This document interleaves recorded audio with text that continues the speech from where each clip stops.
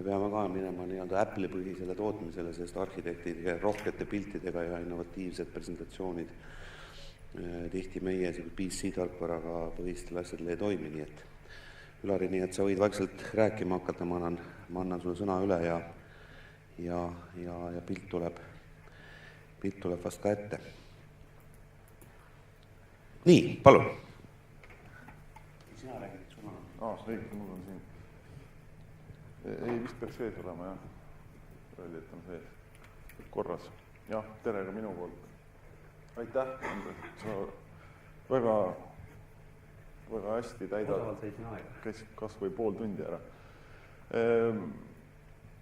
Ma alustasin sellise pildiga ja vaikselt me hakkame lõpupoole jõudma või ettekande lõpupoole jõuame sinna, miks ma selle pildiga alustan, aga põhimõtteliselt on küsimus selles, et targa maja või targa linna juhtimine, nagu siin on räägitud, on väga paljuski digitaalne, üks, ja teine asi on see, et ta on väga kompleksne, aina rohkem kompleksne.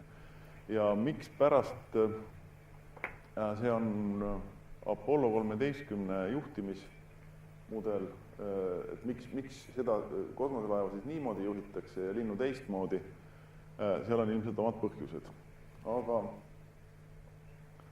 üks oluline asi, mida sellises planeerimises ette mõelda, on see,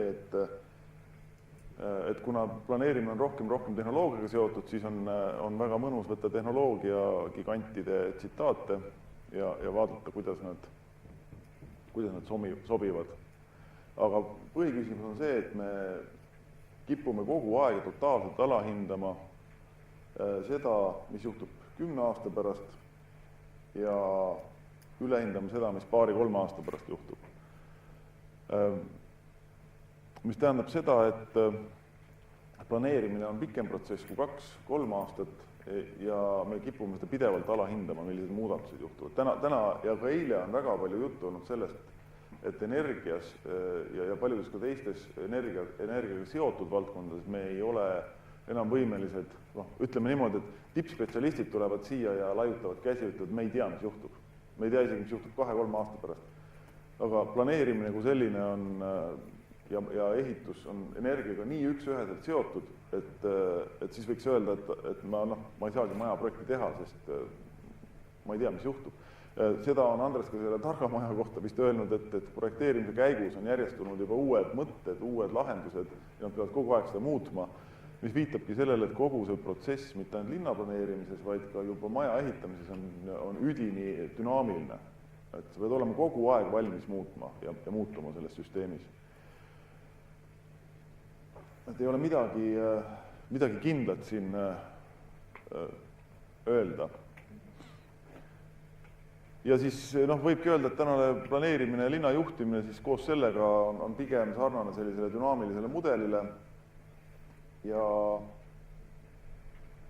üks asi, mis on ilmselt ka hinnatud kuidagi väga kõrgeks, on see, et erinevad ideoloogiad tekitavad erineva linna. Jah, seal saab küll üht-teist muuta, aga kui vaadata kahte pilti 1933. aastast, siis põhimõtteliselt nagu vormiliselt astuti väga täpselt ühte sammu, nii Ameerikas, kus oli see King Kong torni otsas, kui Nõukogude Liidus, kus Lenin oli kõige kõrgemal, aga nii-öelda linnavormid on liikunud väga sarnases võtmes. Ja isegi sellise 59. kui Ameerika pidi näitama oma võimu maailmanäitusel, siis see, mida ta tahtis nagu selle sotsialismileerile selgeks teha, oli see, et seal olid ekraanid, mis näitasid siis, kui võimsad teedeehitus toimub USA-s, siin on need spageti teede ristmikud, ja siis ehk siis linnast väljas ehitus, autostumine, et kui edukad nad on ja kui võimsad nad on, et sellega tuldi välja ja seda püüdis siis Nõukogude Liit jäljendada. Tegelikult liigub ikkagi täpselt samas võtmes veel aru saamata, et võib-olla ei ole mõistlik sellises vormis ja sellises mahus autostumine. Täna me räägime hoopis teistsugust asjadest, aga ette kujutada, et täna läheks keegi uhkelt vastu rinda taguma, et me teeme selliseid teid ja inimesed elavad linnast väljas ilusates majades, see inimene tunduks täiesti sõge. Et nii palju need asjad muutuvad ja nad muutuvad igal pool maailmas korraga. Et kui nüüd 100 aastat tagasi on see pilt siin, oli igal maal oli selline oma imidž või oma viis, kuidas maju ehitati ja oma arhitektuuristiil ja selline ka linna kasutamine, siis see, mida üllatuslikult võib siis tõdeda 100 aasta pärast, on see, et selline arhitektuur on muutunud suhteliselt sarnaseks. Või mitte öelda, et nii ongi. See on nüüd natukene niimoodi liialdatud, aga nii ta kipub olema, sest on teatud mudelid, teatud materjalikasutused, teatud energiakasutused, mis lihtsalt viitavad sellele, et nii on kõige mõistlikum teha. Ja nii tehakse siis Indoneesiast Itaaliani. Nüüd tegelikult natukene, ma panin kohe see pildi ka sisse, sest kui ma nägin ilusaid targamaja pilte, siis on nagu hea kompaktne vaadata, et mis seltskonnad need on. See on see grupp nüüd, see millest ma osa võtsin ja see on väike grupp, nendest 3 tükki on siis volinikud, aga miks ma seda tahtsin siia panna, et nii väiksesse gruppi on tegelikult kokku püütud koondada mitte riigi esindajaid, vaid eraettevõtteid ja linnu ja siis nii-öelda erinevaid tehnoloogiaid ja kirjeldada, et kuidas see mõte liigub, et siis ta oleks piisavalt väike grupp, aga oleks väga erinevad esindatused. Võib ju, on ju selge, et arhitektidest olema seal ainus ja pidin tegelikult katma nii-öelda seda arhitekt, planeerija, MTÜ ja selline väike inimene, kus ülejäänud on seal mingid peadirektorid. Et mida nagu peaks tegema sellisel puhul. Aga põhimõtteliselt oluline on see, et 3 erinevat valdkonda panid oma pead kokku, selles mõttes, et on tehtud väga erinevaid projekte ja lahendusi, mida natuke Rein ka mainis, on see, et igaüks tegi oma rida ja lõpuks saadi aru, et niimoodi täna kaugele ei jõua, et see on palju keerulisem see lugu ja see kokkupanek pidi olema selline esmakordne Euroopa Komisjonis, et nii nagu Eestiski kipub olema, et jagatakse valdkonnad ära ja koalitsioon ei sekku teise ministri tegevusse. Et see on selline hea tava, et kuidas sa ikka sekkud ja seda pärast on väga raskele kokku panna. Aga nad suutsid seda siis nii-öelda selle projekti raames teha, ehk siis transport, energia ja info- ja kommunikatsioonitehnoloogia. Volinikud püüavad seda koos juhtida ja loota, et sellest siis tuleb midagi välja. Üks asi, mis nende targad inimesed seal kõik mainisid, mis minule oli nagu suur rõõm kuulda, oli see, et kõik jõudsid ringi ja jutuga sinnamoodi välja, et jah, me siin oma valdkonnas teeme sama jutt, et tehnoloogiad on kõik olemas, aga et kõik need asjad rakenduvad tegelikult linnas või linnaruumis ja inimeste juures, et kui me ei hakka teistmoodi elama, siis me suurt hüpet ei tee.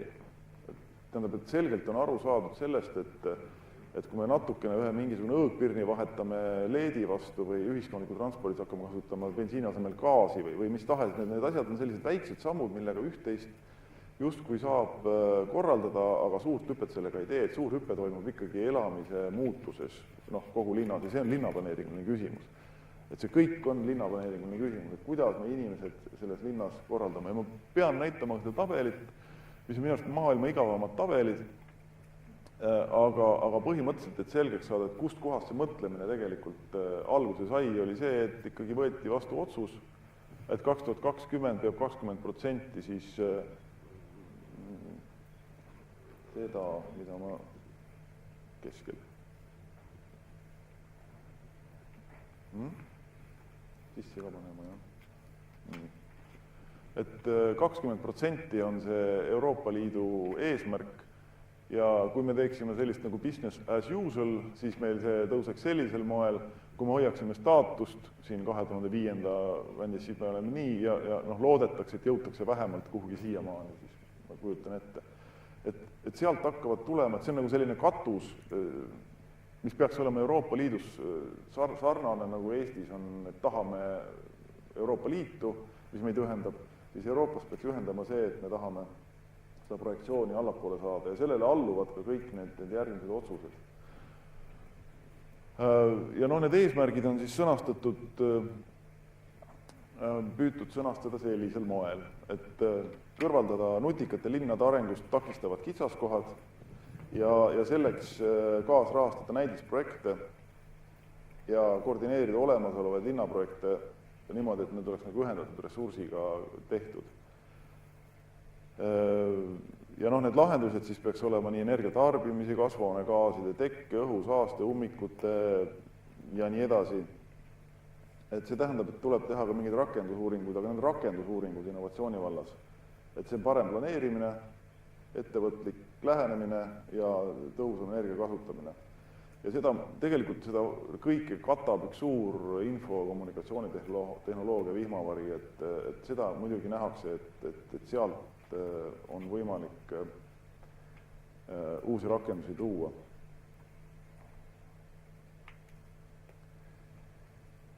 Siis loodetakse luua selliseid partnerlusi, mis siis oleks tuleviku linnasüsteemid ja infrastruktuurid. Seesama tabel, mis korra juba siit läbi käis, selle kohta võib öelda, et on sellised kolm põhisammast. Ma loen need inglise keeles, ma ei hakka tõlkima need, et sustainable urban mobility, mis tähendab, et tegelikult on niisugune mobiilsuse küsimus, läbib kõiki teemasid, ehitatud keskkond ja infrastruktuur väga laias laastus ja protsessid. Aga nüüd, et kuidas neid asju korraldada, siis on põhimõtteliselt väga erinevad.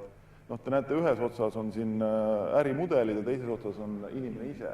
Ehk siis tegelikult saadakse väga selgelt ka sellest aru, et parem keskkond ja selline pehme väärtus, et see tegelikult tuleb läbi kaasamise, läbi inimeste kaasamise ja selle tulemusena saab hakata tegelema nagu decision makingi juures, saab tegeleda otsuste tegemise juures siis igasuguste poliitikatega, integreeritud planeeringutega ja siis tuleb üks selline, võiks öelda info-kommunikatsioonitehnoloogia plokk, mis peaks seda kõike võimaldama ja siin on teadmiste jagamine, kui ei ole indikaatoreid, siis me ei tea tegelikult, mis situatsioon on, selleks, et seda indikaatoreid korraldada, leida, kuvada, peaks olema nagu see data kättesaadav.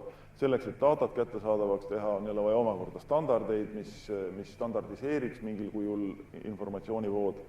Ühesõnaga, nad on kõik üksteisega seotud ja seda kõike ei juhtu, nagu räägitud, siis, kui sellele ei leita ärimudeleid. Et kuidas tegelikult, kes selle eest maksab ja kuidas see tarbija lõpuks on valmis seda vastu võtma. Selline on võib-olla, ja alati sellistel skeemidel muidugi pange tähele need ringid, eks ole, et siin nagu seda skeemi ei teagi, kust otsast alustada või kust otsast lõpetada, tegelikult see käib kogu aeg ringiratas. Ja võib-olla siis mõned punktid tooksin välja sellest ette pandud tegevustest on see, mis võiks nagu huvitada ka Eesti poolt, on see, et 20–25 siis sellist näidisprojekti, mis igal ühel on siis 6–10 linna sellega seotud aastast 2020. Ja eesmärk on ikkagi sinna panustamisega ära näidata sellised võimalused. Ja kindlasti siis on väga otsitakse ikkagi neid ärimudeleid ja integreeritud targa linna planeerimist. korraldada, et kuidas seda korraldada. Ja see alumine veel, et multikriteeria simulation and visualization tools, et põhimõtteliselt infotehnoloogia teema jälle, et kuidas tegelikult simuleerida ja visualiseerida kõike seda, siis mõned siit ma tahtsin ka välja tuua.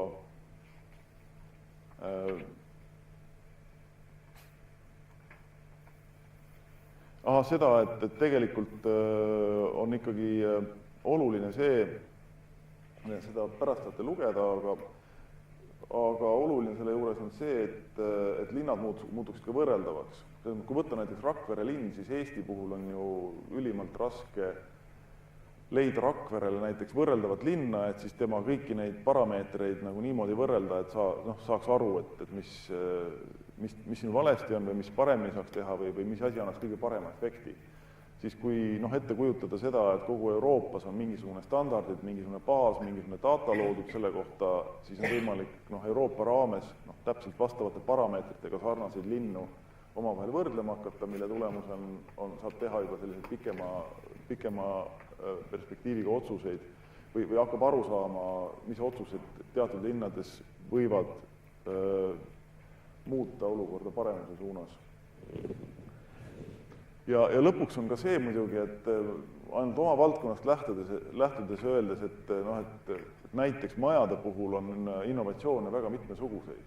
Et seda ka ei maksa unustada, et ma ei ole küll mingi innovatsioonispetsialist, aga on võimalik, et on olemas arhitektuurne innovatsioon, selle maja tegemisel võib olla tehnoloogiline innovatsioon, seal võib olla ärimudeli innovatsioon, seal võib olla turundus- ja müügi innovatsioon või siis ja veel tuleb ilmselt otsa ja siin on üks näide nende majadest, mis on Walesis ülikooli juures tehtud, mis justkui on päris ägedad, aga nende kohta ei saa öelda ühtegi neist ülemisest, mis seal kirjas on, siin on tegemist lihtsalt kreatiivse arhitektuuriga. Need on ei ole fooliumiga kaetud majad, aga need on põhimõtteliselt lihtsalt plekiga kaetud majad, näevad välja nagu kosmoselaevad, aga tegelikult pole seal mitte mingit innovatsiooni, see on täiesti tavaliselt käsitsi kokku klopsitud onnid, millele on lihtsalt ilus plekk peale pandud. Et ei maksa nagu ennast valeradadele ka suunata ja tihtipeale juhtub ka niimoodi muidugi, et keskendutakse nendele kõikide innovatsioonidele ja unustatakse ära esteetiline külg selles loos, siis on ka samamoodi halvasti. Tegelikult on seal väga palju külgi, et üks ehitamine või linnaplaneerimine või linn saaks paika.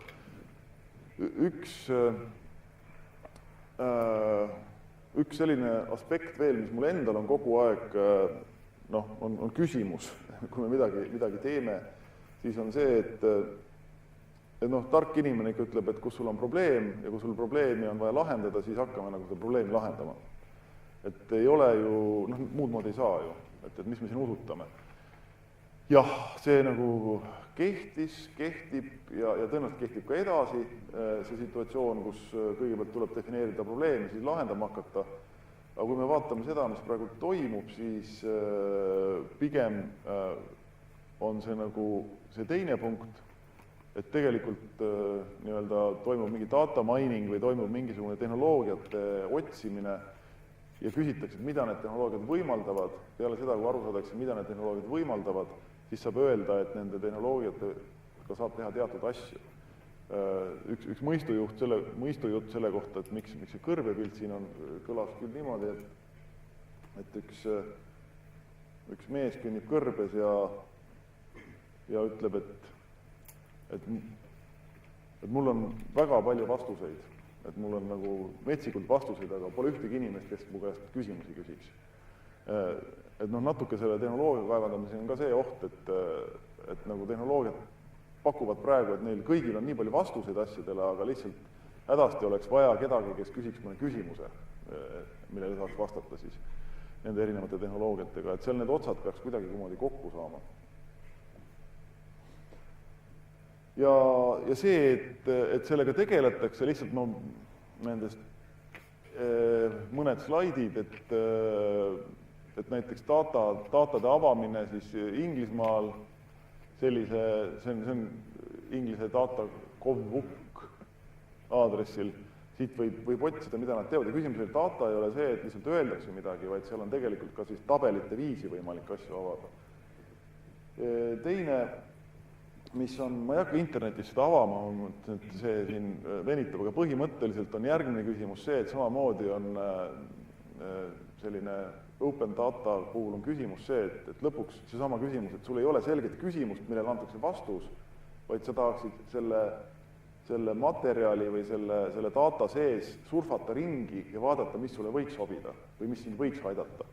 Ja seal tekib kohe juurde ka selline visualiseerimise küsimus, et kuidas sa mingisugust metsikut informatsiooni visualiseerid nii, et sa saaksid seda ringi kõndida, aga siin on see lahendatud niimoodi, et need on nagu eri valdkonnad, mille ümber on kogunenud erinevad datasetid ja kui sa nüüd hiirega siin peal liigud, siis avaneb siin all pilt, või tähendab tekst avaneb, et mille peale sa nagu läksid. Et sa saad nagu kiiresti selle teemaga seoses, hiirega liikudes vaadata, et mis tekstid on ja kui sa selle siis avad, siis seal avades on sul võimalik sisuliselt see tabelandmete kujul asju näha, kätte saada, nendega tööd teha. Et selliste asjadega tegeletakse küll. Nüüd selle Apollo 13 juurde, et siis on küsimus muidugi, et kas see tõesti, kes seal siis istuvad kõik, kui me kujutame ette, et siin on meil mingisugune ekraanide peal on mingisugune ühine asi või ühine projekt, ühine fookus, millega tegeletakse ja samal ajal peaks iga spetsialist nii-öelda oma selle teadmise juures omama veel oma ekraani. Selles mõttes on see nagu väga ratsionaalne selline pilt minu jaoks, et on nagu igal ühel oma datasetid ees, aga tegelikult aeg-ajalt tõstetakse siis sinna peaekraanile, tõstetakse see ühine küsimus. Ja miks tegelikult miks on selline, et miks ei võiks need tüübid istuda igaüks oma kabinetis ja siis, kui mingi probleem on, siis kokku kutsuda ja asi lahendada. See ju ongi niimoodi, et kui näiteks nagu komplekssüsteem on, et kui üks asi muutub, siis peab arvutama kõik asjad ümber. Et laias laastus on see linnaga samamoodi ja ka targa maja juhtimisega on samamoodi. Et kui küte muutub, peaks kõik muud asjad ju muutuvad automaatselt või kui ilm muutub, siis peab kõik asjad ümber arvutama. Et põhimõtteliselt on siin nagu selles linnas saab ilmselt olema samamoodi, et kui nii-öelda mingil põhjusel muutub üks muutuja, muutub üks, näiteks konkreetsem olla, et siis muudetakse mingit maksuseadust, siis tegelikult see mõjutab nagu kõiki parameetreid ka linna puhul. Tõstetakse ühtmoodi asju ümber. Või kui hakatakse mingit projekti tegema ja see peatub mingil põhjusel, siis tegelikult jälle käib kõik ümbermäng. Et tegelikult on natukene küsimus, et kes istuvad, mis toolide peal ja mis nende nimed on, et kes mida, siin on põhimõtteliselt võib isegi pooled nagu maha pukkida või pooled võib maha nagu kopeerida, et näiteks network controller on üks ja üks on dünaamika ülemus ja lisaks veel elekter ja telemeetria ja kõik muud asjad, et minu küsimus on see, et mis on need kohad tulevikulinnades või mis on need kangid, mida peab kogu aeg jälgima selleks, et see süsteem toimiks. Nüüd, lihtsalt, et ei jääks nagu see üldiseks jutt, siis mõned konkreetsed asjad. Et juba 10 aasta jooksul arvatakse, et ühed või teised, aga juba autode puhul me näeme, et teed muutuvad müravabamaks. Tähendab, et ja saastevabamaks. Et enam ei ole niimoodi, et teed on tohutult saaste ja müra keskused, et kas siis 10 või 20 aasta pärast on nad ikkagi rohkem sõlmpunktid ja annavad nagu positiivset impulssi. Siis elektriliste autodega ja juhita autodega ja rendiautodega, mis peaks hakkama tänu sellele, et elektriautod on ja juhita autod hakkavad kindlasti ühel hetkel toimima, muutub kogu loogika tegelikult ka linnas. ja sealsamas selles Brüsselis hakkasin ma seda Volkswageni, ta on mingi arendusdirektor või kes ta seal on, peast ei mäleta, hakkasin nagu surkima, et noh, et aga autod ju kaovad ära ja et noh, mis siis Volkswagen teeb, et vaata Kopenhaagenit, et jalgratturid võtavad võimu, et kuidas te, et noh, mis te üldse teete, et ma olen kuulnud, et autotööstus nagu ei ole väga tõusuteel või et noh, et ei suurene. Ja siis ta nagu lõpuks ütles, et no jah, et me käime kogu aeg kaasas linna muutustega, et sellepärast me oleme ka seal, et me tahame näha, kuhu suunas linn muutub ja me peame pakkuma siis sellele nii-öelda lahendust. Ja siis lõpuks ütles, et aga noh, näiteks praegu Volkswagen ostab kokku parklaid suurlinnadest. Nagu, mis mõttes parklaid? Miks Volkswagen parklaid ostab? Vot selle sama pärast, et kui need elektrilised juhite rendiautod hakkavad muutma seda auto kasutust, siis nemad tahavad olla need, kes pakuvad neid rendiautosid ja tahavad olla nii-öelda selle kliendi juures, nad ei taha, et keegi teine seda kontrollib. Nii nagu on niisugused imelikud shiftid juhtuvad päris erinevates kohtades. Kui autotegija peab inimestele autosid ulatama linnas, siis näiteks need droonid, mis lendavad, praegu on võimalik $200 osta endale täiesti korras ja kõbus lendav droon, mis sisuliselt need, mis on kontrollitud, et kindlasti on see 10 aasta küsimus, võib-olla 20, võib vaielda, aga me ju alahindame, teatavasti ma tuletan meelde seda, mis juhtub 10 aasta jooksul, siis teoreetiliselt on niimoodi, et juba praegu tehnoloogiliselt on võimalik see, et igalühel on isiklik droon oma rõdul ja kui näiteks ma unustan, laps ütleb mulle, et tal on vaja nagu pastapliiatsit, et tal jäi koolis ära, siis ma lihtsalt panen pastapliiatsi selle drooni juurde ja ütlen, et mine vii nüüd see lapsele kooli ja siis droon lendab ise sinna ja lendab ise tagasi, kõik elektriga, sest noh, see on täiesti reaalselt täna võimalik. Et mida see tähendab sellises, noh näiteks mingisuguses kergpostide või noh, selles postiteenistuses, et mingi kirjade toomisel, et ei ole vaja enam, et inimene toob kohale, tegelikult noh, need töötavad elektriga, häält ei tee, vaikselt, automaatselt programmeeritud niimoodi, et nad liiguvad ja viivad asju. Siis ja Eestis on need ka täitsa olemas. Mingisugused kummalised asjad juhtuvad tänavavalgustusega, kus valgustus on ühendatud datavõrgustikuga, mis tähendab seda, et kaevata nagu pole üldse enam vaja peale selle, et elekter peab kuhugi jõudma ja kui nüüd posti otsa tuleb veel lähima 10 aasta jooksul mingi väga efektiivne päikesepaneel näiteks, mis ka akumuleerib teatud energiat, siis nagu ei toimu üldse kaevamist, või toimub ainult mingite postide püstipanek, mis tähendab seda, et laias laastus kõige olulisemaks saab selline postide disain lihtsalt ja loomulikult see open data teema, mis tegin tumedaks selle, et tegelikult on küsimus selles, et inimesele oleks tagasiside sellesse, mis ta teeb. Üldse linnaplaneerimine on lõppude lõpuks küsimus sellest, et peegeldada kogu aeg inimese enda tegevust, et teha otsuseid, et teha paremaid otsuseid. Ja selle tänapäeva maailma probleem on mitte natuke, vaid üks suur probleem on see, et inimene ei taju enam, tal ei peegeldata tagasi seda, mis toimub. Ta ei tea, et ta tegelikult hävitab maailma. Et kui ta elab ühe hektari peal talus, siis ta saab aru, mis toimub. Teeb ühe teo, tuleb tagasiside. Aga see linnastumine on viinud sinna, et inimesed ei mõista enam oma tegude tagajärgi. Et selles mõttes selline data visualiseerimine peaks tooma nagu inimesele personaalse tasandi tagasi.